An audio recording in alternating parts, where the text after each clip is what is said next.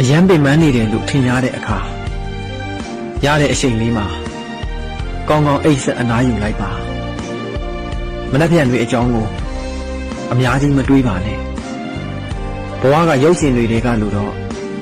အမြဲရှုံးမြင်စရာအခန်းတွေပဲပြည့်နေတာမှမဟုတ်တာတခါတလေအစင်မပြေစရာတွေနဲ့တခါတလေဒဏ်ရာတွေနဲ့တကယ်တမ်းကိုပိုင်ဆိုင်ထားတာကလက်ရှိပြစ်စုံပံနဲ့လောက်ပိုင်ခွင့်လေးတစ်ခုပဲရှိတာပါအနာဂတ်မှာနောက်ထပ်ဘလို့အဆိုးတွေကြုံလာရအောင်မလဲဆိုတာထက်ကြုံလာတဲ့အဆိုးတွေကိုဘလို့ရင်ဆိုင်သွားမလဲဆိုတာကသာကိုဘဝရဲ့အဖြစ်ပဲမဟုတ်လားအေးချမ်းနေတဲ့ဆိုတဲ့သူတွေမှာလဲတစ်ချိန်ကအပူတွေများစွာနေပါပဲအဆင်ပြေနေတဲ့ထင်ရတဲ့သူတွေမှာလဲလူမသိတဲ့အခက်ခဲတွေထုံမပြချင်တော့အောင်ခါတီးလုံးနဲ့ဒဏ်ရာအနာတရားတွေရှိခဲ့တာပါပဲ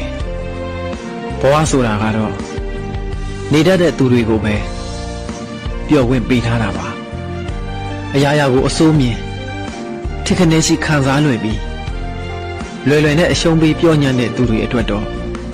ပျော်စရာဆိုတာခများများရှိလာမှာမဟုတ်ပါဘူးစိတ်မှရင်တော့အနာကျင်တတ်တာမှာပေါ့စိတ်ပြိုရင်ငိုရမယ်စိတ်မနိုင်ရင်ဘဝရိုက်မယ်စိတ်ခိုင်မှဘာမဆိုရင်ဆိုင်နိုင်မယ်လိုချင်တာတွေတဲကလိုအပ်တဲ့လောက်ပဲရွေးယူပါအကောင်းတွေကိုမျှော်တွေးပြီးအဆိုးတွေကိုကြော်လွှားပါစိတ်တကားကိုဖွင့်ထားပါမေတ္တာတရားကိုယုံကြည်ပါစုပ်ထားတဲ့လက်နဲ့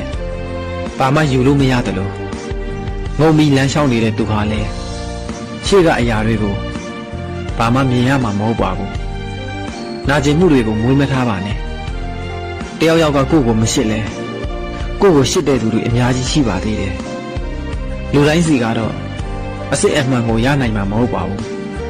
ဒါပေမဲ့ကိုယ့်စီကတော့အစစ်အမှန်တွေပဲပေးလိုက်ပါ